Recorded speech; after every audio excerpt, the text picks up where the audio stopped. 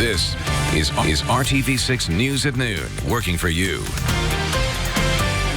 This only fuels our fire even more. I promise you, I'll be right back here tomorrow at 5:30, chanting even more, and I guarantee there's going to be a lot more people with me.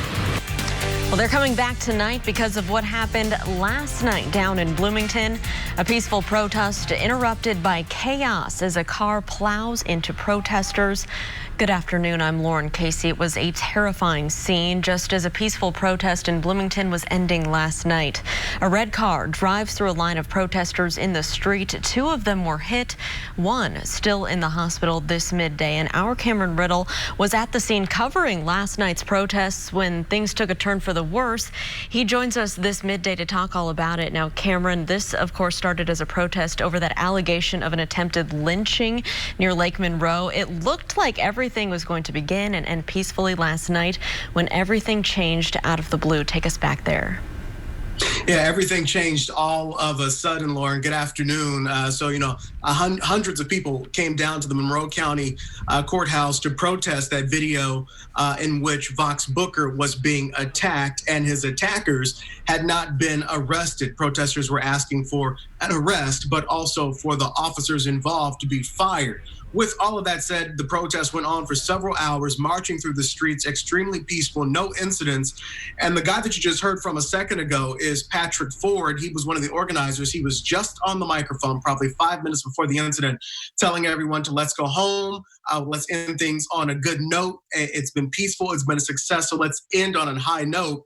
But let's also make sure no one goes to their car alone. Have a walking buddy, because there are people down here who don't necessarily want to see us down here. So with that, there was an air of let's be careful for the rest of the night so that nothing happens. And not 5 minutes later did all of a sudden this car starts speeding down the street there on Walnut. From the different videos that are on social media, the people who got hit were on top of that red car. They were at 4th and Walnut, so 2 blocks south of just where I was at 6th and Walnut, right next to my car, and all of a sudden I hear vroom at a high rate of speed. So there, I'm like, there's something coming. I look up, and all I see is this car booking it, just cooking right past me. But I see a guy hanging on to the side of the window. What I couldn't see, because how fast that car was coming, is that there was a woman hanging on for her life on the hood of that car. When the driver got to the corner of 6th, she made a hard right turn, and that threw both Jeff Stewart, who was the guy hanging on the window. He's okay, somehow uninjured, threw him off of the car. The other woman, we don't know her name, but she was taken to the hospital. Seems like she was knocked unconscious for a little bit. But in that moment, as that car was coming through the crowd of people who were still in the street, still on the sidewalk, coming at a high rate of speed, absolute chaos, Lauren. Well, Cameron, obviously a scary situation down there last night. As we heard from that gentleman earlier in the video, he said they're going to be back out there this evening down in Bloomington. What do we know so far about the plans, and how does the city plan to keep people safe while they're demonstrating?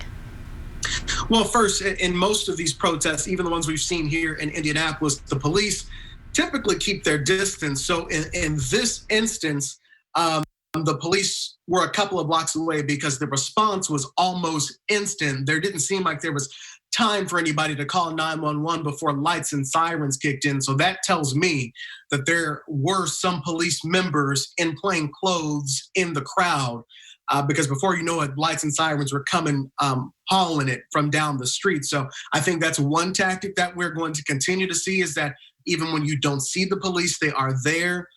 Again, some of these protests are because of police brutality, and people are unhappy with the police. So the police don't necessarily want to put themselves right up against that, because we've seen, as what happened in Indianapolis, things can change quickly when tensions are high and emotions are high. So with that, the police will probably still be watching and in the crowd, but at a safe distance. We'll see if that changes tonight in light of what happened. There was no traffic control or anything provided by Bloomington police. These protesters have kind of started their own medical and police forces throughout these protests who have been blocking the street. But as I said, this thing had just ended officially, and that's when this happened, about 5 minutes after. So the protesters are saying, hey, we're coming back today at 5:30 because they weren't done in the first place getting justice for Vox Booker. As they said, no one had been arrested, and they want some action, some kind of suspension or firing of the DNR officers who decided not to arrest Booker's attacker. So you have that issue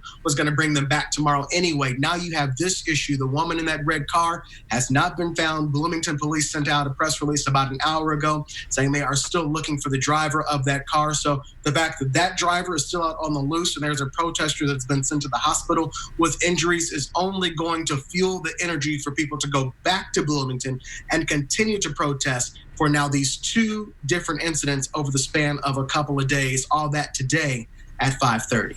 All right, well, Cameron, we know we will be back out there. Thanks for joining us this midday and stay safe. Well, as we told you, these protests come after a man who serves on Monroe County's Human Rights Commission says that he was attacked. It's all part of a video that people around the world have now seen. It shows several men holding Box Booker, who Cameron mentioned, against the tree with his arms behind his back. Booker says the group threatened to lynch him while shouting white power and racial slurs. He says friends and other bystanders yelled at the attackers to let him go, and he believes that saved his life. The Department of Natural Resources and the Monroe County Prosecutor's Office both say that they are investigating this.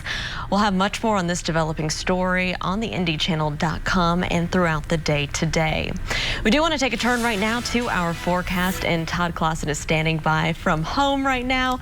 Todd, you got the polo on. It is another hot one out there this midday. I'm guessing you got outside a little bit before the show.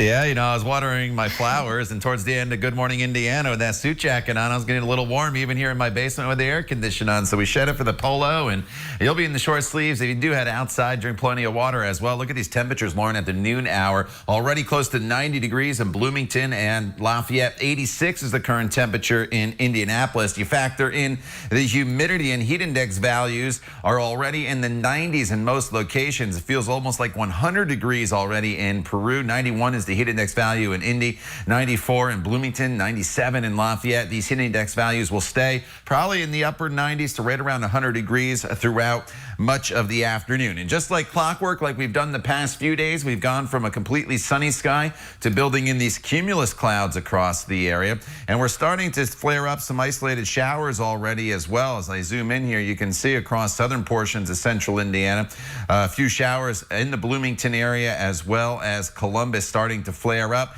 And we'll deal with these off and on throughout the afternoon hours as we deal with just locally heavy downpours and a little bit of lightning. High temperatures, Lauren, in the low 90s. But as I mentioned, those heat index values will be close to 100 degrees. All right, Todd, thank you. The new numbers on COVID-19 just in from the state health department. The new numbers show the deaths ticked up slightly with 19 new deaths reported. The new deaths had been in the single digits for the previous 3 days. The number of new cases was slightly lower than yesterday with 314 reported. Patients who are in hospitals with COVID-19 did rise slightly. As a result, ICU bed capacity fell to 41.4%. Students in Brownsburg will be required to wear masks this upcoming semester. The Brownsburg Community School District says that they will not be optional and they must be worn at all times with the exception of lunch and special instruction by the teacher. The district is also offering an online option, and you can find more on Brownsburg's semester plans on our website, theindychannel.com. Indianapolis Public Schools are working to change something following a Call 6 investigation. Next, the disparity in discipline for Black IPS students and how soon that could be changing. We'll be right back. Live in front of a studio audience tonight on ABC. Welcome back. An Indianapolis Public Schools commissioner is taking action to address discipline disparities in our classroom. It's a problem Call 6 investigates, brought to light last fall that Black students are more likely to be disciplined at school and even arrested. Our Kara Kenny has more on this new proposal that's in the works. Data shows Black students make up 12% of the state's student population, yet they comprise 26% of arrests on school property.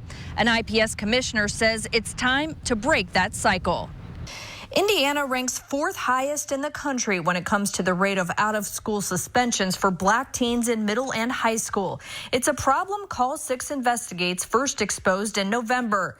IPS Commissioner Vanita Moore's proposal would require all IPS police officers attend racial equity training and ensure IPS prohibits employing officers with a history of excessive force or discrimination complaints.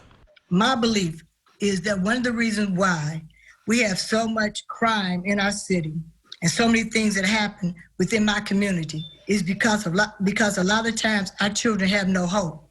If you have no hope, you have no future. Education is that link for hope. She said George Floyd and the resulting protests prompted her to take action. Commissioner Moore's plan would launch a curriculum review, including civil rights education and training for students. And so I'm about pushing it forward and making sure that our kids have a chance, make sure that my grandkids and my great-grandkids will still be here and will be able to be prosperous and be able to succeed and do things greater than myself. Commissioner Moore says declining graduation rates among black students combined with increasing expulsion and suspension rates are creating a crisis that needs to be addressed. Reporting in Indianapolis, Kara Kenny, RTV6. Kara, thank you. Commissioner Moore plans to work with the administration to come up with a plan within the next 90 days. Earlier this month, the board approved a new racial equity policy to address racism. It aims to better support the district's most vulnerable communities. Let's take a live look outside right now from our Weather Now camera. Todd's full Storm Team 6 forecast is coming up here on the News at Noon. Stay with us. To learn about more ways to save. Welcome back to the News at Noon. It is time for a check of our forecast on this Tuesday. And Todd, I see on the screen behind you, we have a picture of a pool and a beach ball, and that's probably a good place to be this week. It's pretty uncomfortable out there. Yeah, you know, the pool is a great place to be, obviously to cool down. Community pools available in some areas, air-conditioned public places. If you don't have any air conditioning at home, a good place to be. But if you do go to the pool, you have to be aware of some thunderstorms that are already starting to flare up. Heat index values today, 95 to 100 degrees. And those storms, while they probably will not be severe here throughout the day today, they will contain some lightning, which makes it very dangerous, especially if you're outside at the pool or even on the golf course. These clouds starting to build as you look from downtown to the north. I'll quickly touch on the temperatures. They're in the upper 80s already. Here are your heat index values. Anywhere from 90 to 98 degrees right now. Will be about 95 to 100 this afternoon for those heat index values across central Indiana. So you'll definitely have to take precautions, drink plenty of water. And here's a live look at Storm Team 6 radar. And you're starting to see really in the last hour or so, these storms start to flare up. Quite a bit of lightning here down in the Columbus area. Another storm hugging the Monroe and Brown County line, very close to Lake Monroe there with some lightning strikes as well. It'll slide up to the north. Pretty good cell here just north of Fountain City over towards Greens Fork and south of Winchester with a tremendous amount of lightning in a short period of time. And I'm expecting additional storms again to flare up throughout the course of the afternoon hours with the heavy rainfall and the lightning. So if you do have plans that are going to include being outdoors, drink water, and also be aware that these storms could flare up very, very quickly. In fact, they'll become more numerous as we get into the peak heating of the day between 2 and 4 o'clock this afternoon. And then once we work our way into the evening hours, they probably linger some of these downpours through 6, 7 o'clock, and then they'll start to fade away as the sun starts to set. Here are those actual high temperatures in the 90s, but again, with the humidity, it's going to feel a lot warmer than that. This evening, we're in the mid-80s still through 10 p.m. That's when we get down to 82 degrees. Those storms, though, fade by 8 p.m. Sunset is at 9:16. And then for the day tomorrow, we start off just like today. It's a repeat performance. Hazy sunshine, and then we'll build in the fair weather clouds throughout the afternoon hours. And once we get into the afternoon, those temperatures will climb up into the low 90s. We'll build in the chance of some scattered storms. And it's more of the same for the day on a Thursday. The change is going to come late Thursday and then eventually into the day on Friday. And that's why I have lots of storms written there, because there's so much moisture available in the atmosphere, the humidity, that's moisture. And we're just going to wring that out as that front comes through. So that's when the storms become more numerous. Everybody will have an opportunity to see them instead of just these hit or miss storms. And then once that front goes through, slightly cooler temperatures still in the 80s, Lauren, Saturday, Sunday, and Monday. But the humidity should come down just a little bit. But at least through Friday, we're looking at high temperatures, Lauren, that'll be topping off in the 90s. So this heat not going anywhere anytime soon. All right, Todd, thank you. Well, when veterans leave the military to rejoin civilian life, they may need a little bit of extra attention. Studies have shown that a failed transition is the major cause of suicide among veterans. Scripps reporter Craig McGee says the Veterans Administration is trying to tackle this problem with a new program. Every year, some 200,000 men and women shed their uniform and rejoin our communities. And the Veterans Administration is trying something new. Around 60 to 70,000 a month that we're calling. How did this particular program get developed? What was that hatching point, I guess? When we looked at the veteran suicide problem, we looked at how that first year after separation from the military can be one of the most stressful times in a veteran's life. It's called the Solid Start Program. Started in December of 2019, trained VA representatives call recently separated service members to check in on how they're doing. There's 3 touch points in that first year after separation. The first touch point is within the first 90 days. So that gives them time to kind of get out and start to experience things. Because if you call too early, they haven't really started to experience that transition stress potentially. The other calls are made around the 6-month mark, with the final call at the year mark.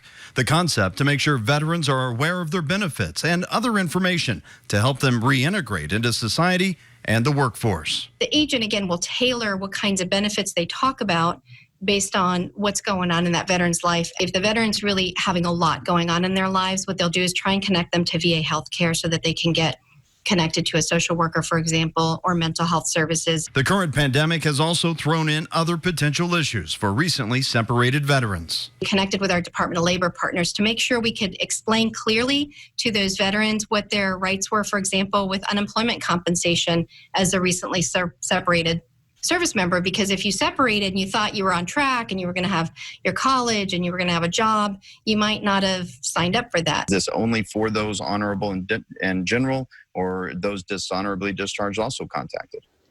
We are contacting all of them, regardless of their character of discharge, because even if, a couple of reasons. One is because while they may or may not be eligible for VA benefits, we might be able to connect them to other benefits or other organizations that will serve them. At about the halfway point of the new Solid Start program, the VA had already contacted 891 newly separated vets in Ohio, 489 in Kentucky, and nearly 530 in Indiana. We aimed for a 15% success rate in terms of being able to actually engage with that veteran, having them answer the phone and be willing to talk to us. We actually saw that the success rates were in the 50 to 60% just in that first month. And that was Craig McGee with that report. If you're a veteran recently separated within the last year, you don't have to wait for a call to come in. Go to the VA.gov, look for the Solid Start program, or you can call the main number. That's 1-800-827-1000. Ask for the Solid Start program. This program is specific to those who've recently left the service. When we come back, it is time for our Pet of the Week. And Sheba wants to go home with you. We'll introduce you to this pup when we come back. Stay with us.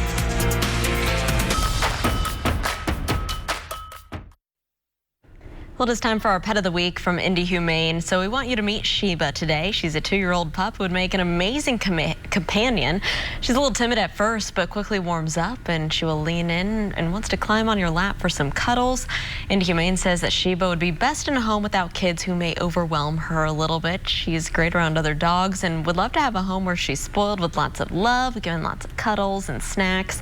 Sheba is also food motivated. She already knows the command to sit. Her adoption fee is $175. You can make an appointment to meet Sheba and see if she's right for your home by visiting indyhumane.org. And she is awfully cute there, Todd. She is, just like me, food motivated too.